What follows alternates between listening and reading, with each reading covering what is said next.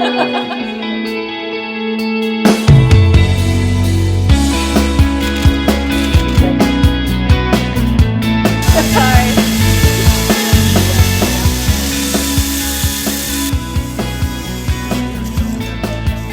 at the school. It was absolutely wonderful. The kids are still talking about it.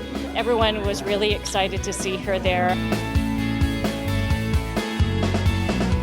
This is the day we step up, at long last, to one of the world's biggest problems, the pollution that is causing climate change.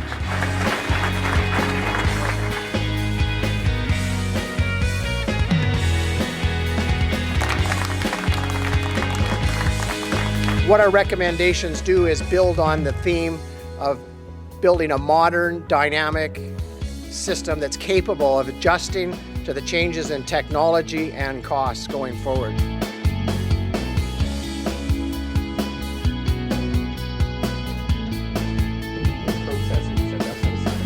We very much appreciate the fact that the NDP government has stepped forward to give us this resiliency funding. Helping to flood-proof downtown Priest River will certainly mean a lot for the local businesses. It's wonderful to see the Alberta government, the new Alberta government, making that commitment to rural Alberta.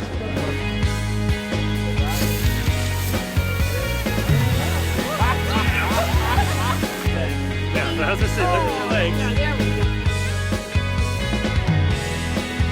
I think she's really interested in doing what is right for our community and again for the oil sands community in general. Rachel.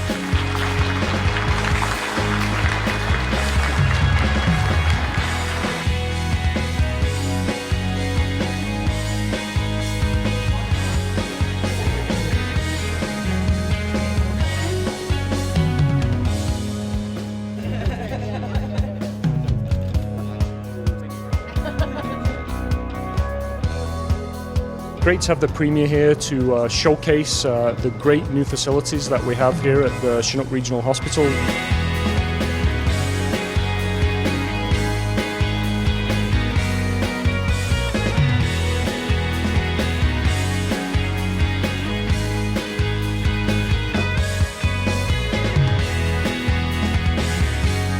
Jobs are one of the most important things. We need to hire really good people, and we need a lot of them, and we're only going to need more of them as we continue to grow.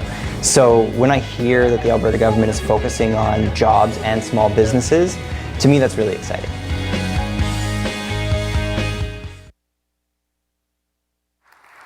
Ladies and gentlemen, please join me in welcoming Premier Rachel Notley.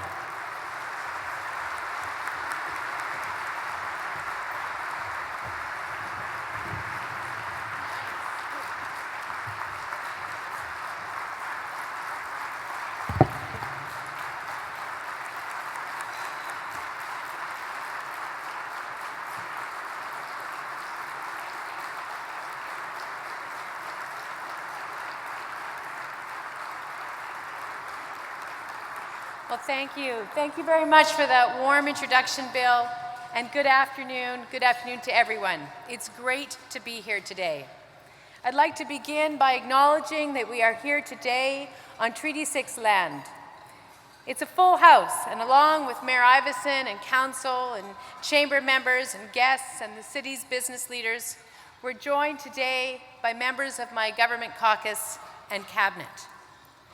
Let me say how much I appreciate everyone for taking the time to be here today. The Edmonton Chamber of Commerce represents so much that is wonderful about this great city. You are diverse, you are entrepreneurial, you are optimistic and ambitious, and you help make Alberta the best place in the world to call home. You have always been deeply invested in our province, the well-being of its citizens, and the success and sustainability of our business and our economic climate. And I also know that you're interested in what our government is doing to help our province through challenging economic times. When everyone is feeling the reverberations of the oil price shock, the most dramatic price bust in generations. That's what I have come to speak to you about today. So I want to lay out for you the concrete actions that our government is taking to move Alberta forward, with a plan that creates jobs, diversifies our economy, and protects the vital public services that we all count on. And as we confront the fall in oil prices, business leaders and business owners need certainty and stability to plan ahead. Employers need to maintain the bottom line and meet payroll.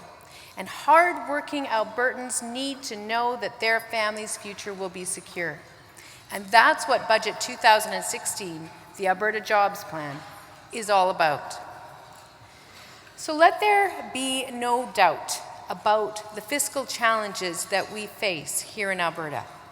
In 2013-2014, the province booked almost $10 billion in non-renewable resource revenue. That's just the royalties, not the taxes, just the royalties. This year, we are forecasting a 90% drop to $1.4 billion, less revenue than we've seen in 40 years. What does the oil price shock mean to our bottom line?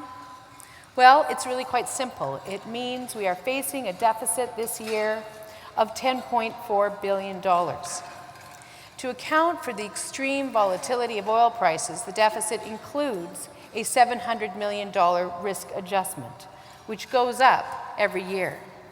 But that is the fiscal reality. So the question for us as a government, as a relatively new government, is how do we respond? How do we respond to this once in 2 or 3 generations challenge? In the past, Alberta governments reacted to a fall in oil prices by making extreme and reckless cuts. Some say we should do the same thing today, that we should turn back the clock. Their plan would throw thousands of Albertans out of work.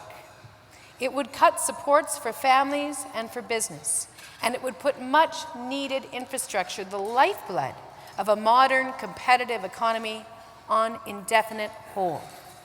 So when people say that we should turn back the clock like that, we say, my government says, we disagree.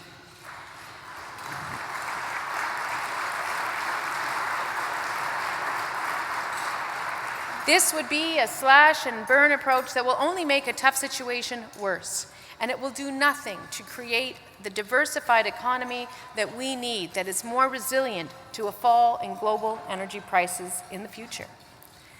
With our plan, with the Alberta Jobs Plan, we are taking a better approach with a forward-looking plan that focuses on the needs of families and builds a more competitive economy that creates jobs today and for the long term. The plan is the culmination of what we heard from thousands of people across the province, many of whom you saw in that video that we just showed. We toured around the province talking to people. And when we did that, the business community in particular had a strong voice, and I want to thank you all for providing your thoughtful and constructive input. We listened to what you had to tell us, and we acted. You said that we could support jobs by cutting the small business tax. Because when oil prices fall, small businesses are some of the first to feel the hit. So that is just what we did. I am very pleased to say that the small business tax is being cut by 1/3, from 3% to 2%, so that it is now among the lowest in the country.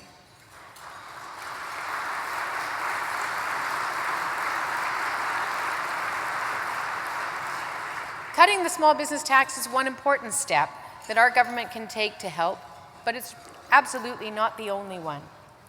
In my televised address last week, and again in the budget yesterday, we laid out the 4 key pillars of the Alberta Jobs Plan. And let me provide a few highlights, beginning with our plan to support Alberta business, our job creators, our innovators, and our entrepreneurs, with concrete actions to support your business. We are doing this through investments, through tax credits, and through our belief that financial experts, not government, know best how to support businesses. So that's why we announced last fall that we were going to provide ATB with a further $1.5 billion to support lending to small businesses in every region of the province. Already, ATB has increased its loans to small and medium-sized businesses, seeing a $335 million increase in lending during last year's fourth quarter alone. That's why we provided the Alberta Enterprise Corporation with a 2-year, $50 million investment to help ensure that Alberta entrepreneurs have the venture capital that they need to launch their businesses, drive innovation, and create jobs. And that's why we've directed the Alberta Investment Management Corporation to earmark $500 million for Alberta companies with growth potential. We're also working to diversify our economy through the Petrochemical Diversification Program. This program was created to encourage companies to invest in the development of new petrochemical facilities, attracting investment, creating jobs, and providing long-term benefits to Albertans. This is one way, one of many, that we can turn our energy resources into valuable building blocks for in-demand products right here at home.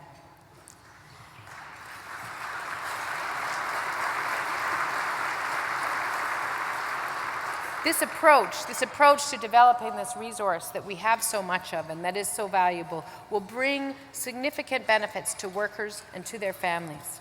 And the new facilities that will be created through this program are projected to create about 3,000 construction jobs and more than 1,000 permanent direct and indirect jobs going forward. Now, the Alberta Jobs Plan also moves forward on 2 important new tax credits, an initiative that is essential for promoting early-stage capital investment. Again, we listened. And we created the new Alberta Investor Tax Credit, which provides an incentive to invest in eligible small and medium-sized enterprises.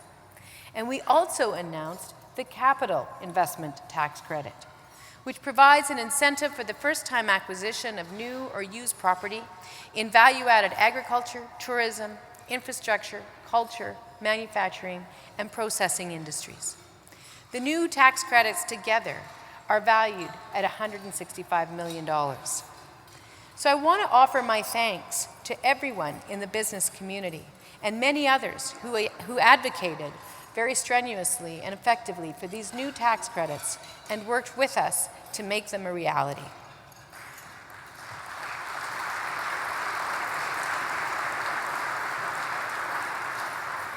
They are a critical piece of the Alberta Jobs Plan.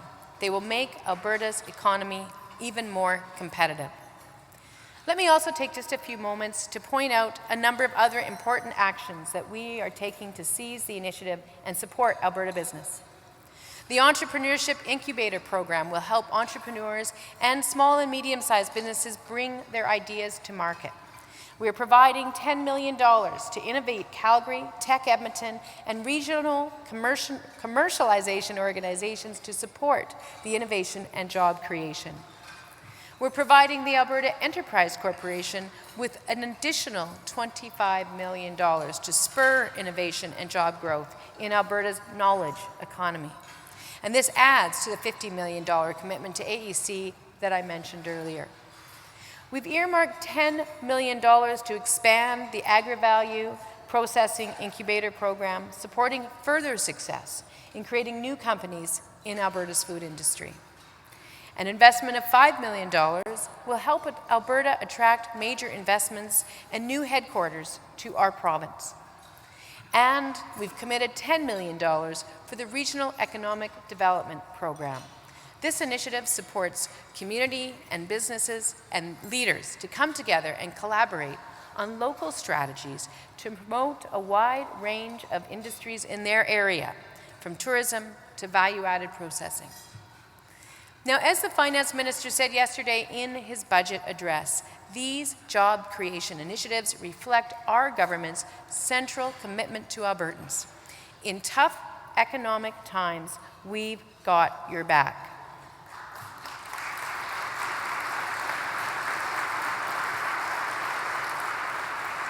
Now, another key pillar in the Alberta Job Plan is to invest in infrastructure, and we've already had several speakers mention that today. A proven way to inject a much-needed boost into our economy and to create jobs for Albertans. And with interest rates at historic lows and the economy in need of support, there is absolutely no better time to invest for the future. So we follow the advice of former Bank of Canada Governor David Dodge.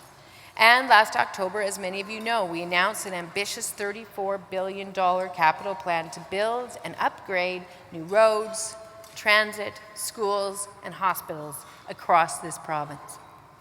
Funding commitments also include $900 million in affordable housing and $365 million to expand long-term care.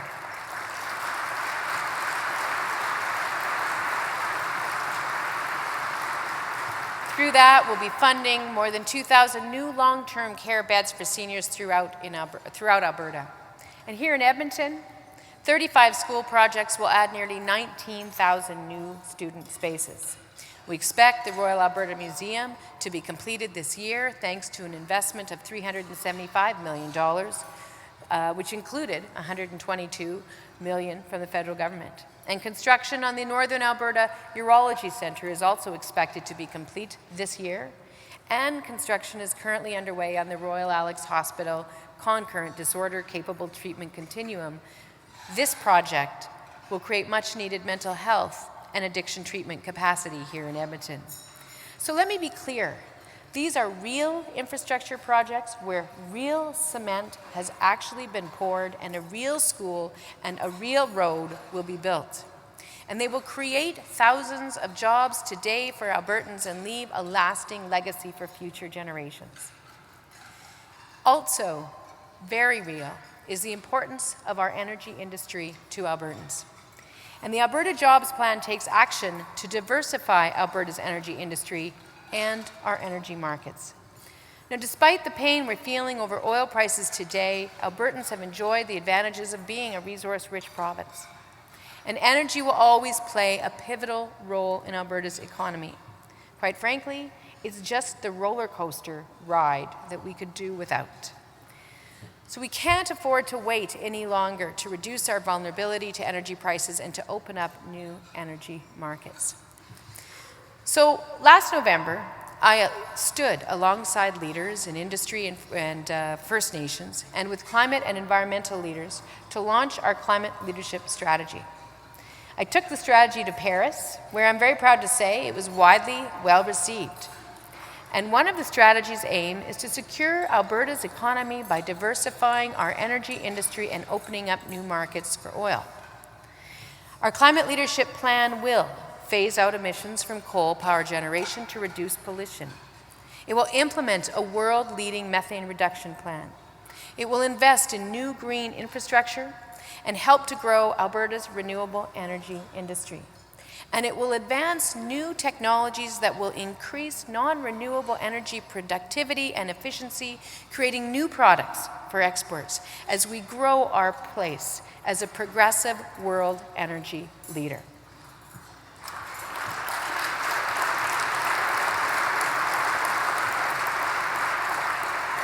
At the center of the climate strategy is the carbon levy, a price on carbon that will serve as an incentive for consumers and businesses to reduce their carbon emission. Every penny raised by the carbon levy will be rebated back to Albertans or put back to work for our economy in new economic initiatives. 6 out of 10 Alberta households will receive the full rebate, and all Albertans will benefit from the economic investments that the carbon levy will support to diversify our economy, to build new green infrastructure, and create thousands of jobs. Our climate leadership strategy is about responsible energy production. It is showing the world that we are committed to being one of the most environmentally responsible energy producers in the world.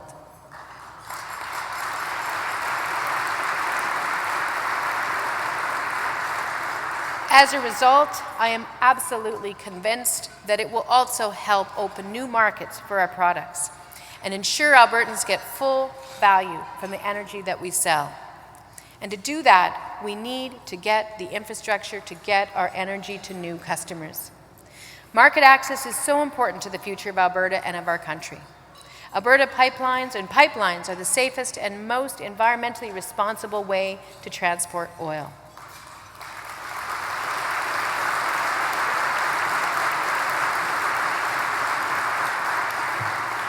As I said last weekend, and as I have been saying for months, I will continue to advocate for pipelines until we get to yes, so that all Albertans and all Canadians can get full value from our resources.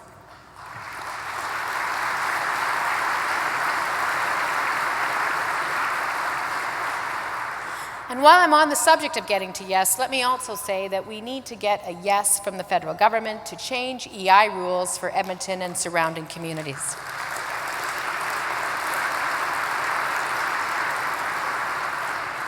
Some Albertans now have 20 weeks more benefits, and for that, the federal government deserves credit. But it just makes no sense to exclude Edmonton. Unemployed oil workers in Edmonton are suffering just as much as unemployed oil workers in other parts of the province. So once again, I call on the federal government to fix this unfair situation and to fix it soon.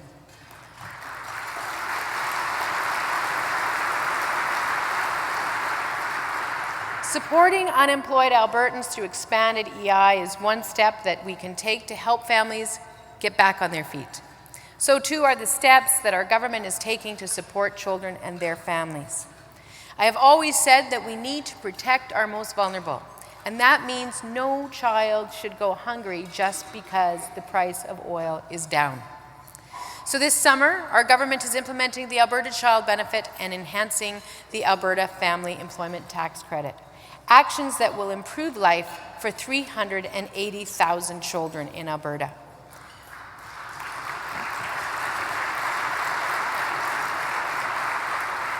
The Alberta Jobs Plan invests in education and skills training to help Albertans gain the skills they need for success in the future. We are fully funding enrollment growth in our K-12 public schools and increasing operating grants to our universities, colleges, and post-secondary institutions. The Alberta Jobs Plan invests $15 million to help apprentices complete their training and work experience requirements, and $10 million for the Training for Work program.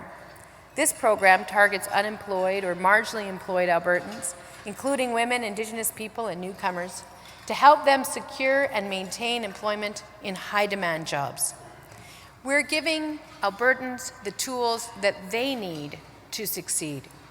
In doing so, we are investing in the success of Alberta, including the business community, which will benefit in the long run from the skills and the talents these new workers will be bringing to the workplace. So our job plan highlights many of the supports we're introducing to help businesses and protect the public services that Albertans count on. But no plan is going to succeed unless it includes careful and thoughtful action to control our spending.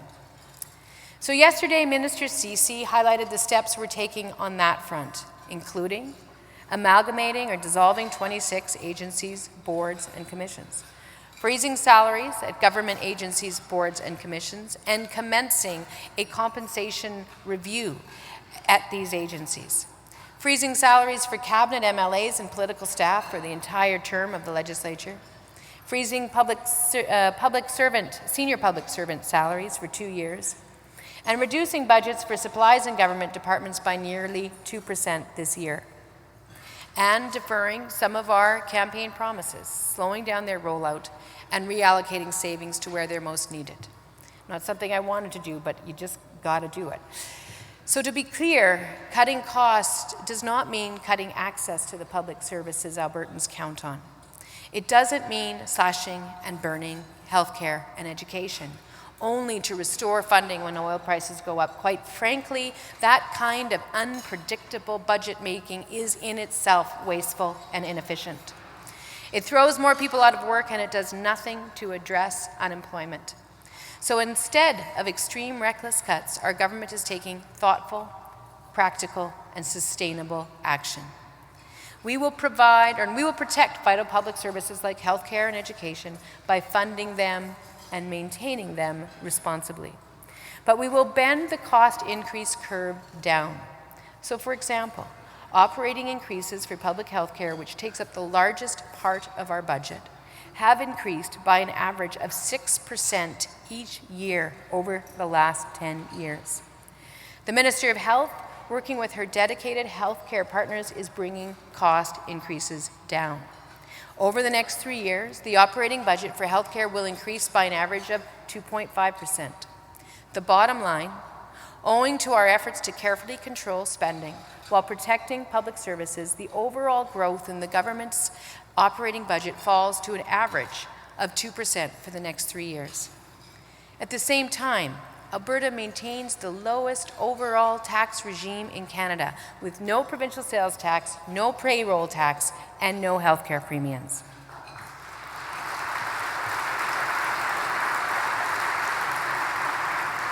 And we have, as most of you know, a significantly lower debt to GDP ratio than Canada and all of the other provinces. Now, some say that instead of carefully controlling costs to bring down the rate of increase in government spending, we should simply cut billions of dollars from the provincial budget. We fundamentally disagree. Our government won't repeat the mistakes of the past by downloading deficits onto Albertans, their communities, their businesses. Our government won't respond to the fall in oil prices by making knee-jerk and panic cuts to the very things that we need to grow our economy, diversify our economy, reposition our economy, and to create jobs. Our government won't turn back the clock on Albertans and make a tough situation worse. So our government is moving forward. We're moving Alberta forward. We're moving Alberta forward by investing in communities and by supporting families. We are moving Alberta forward by working to open new markets and build a pipeline to Tidewater. And we are moving Alberta forward by building the hospitals, schools, roads, and transit that we need to secure our quality of life and make our economy more competitive. And we are moving Alberta forward by working with business, with all of you, to create jobs and to diversify our economy. With the Alberta Jobs Plan and every action this government is taking, that is our aim. That is our aim, and that is what we are working to achieve. As we confront the fall in oil prices, I know that all eyes will be on government. But I also know that when it comes to Edmonton's business community, and especially in times like this, all hands will be on deck. Edmonton's business leaders have proven time and time again that you want what's best for our province. You're not afraid to roll up your sleeves and to work together to improve things. And you're not afraid to let your government know your views and your vision. And I can wholeheartedly attest to this, and I thank you for it. I want to continue hearing from you and continue working with you. Together, we can do this. Together, we can create a more diversified and resilient economy that creates jobs and economic prosperity for business and for all Albertans. And we will. Thank you very much.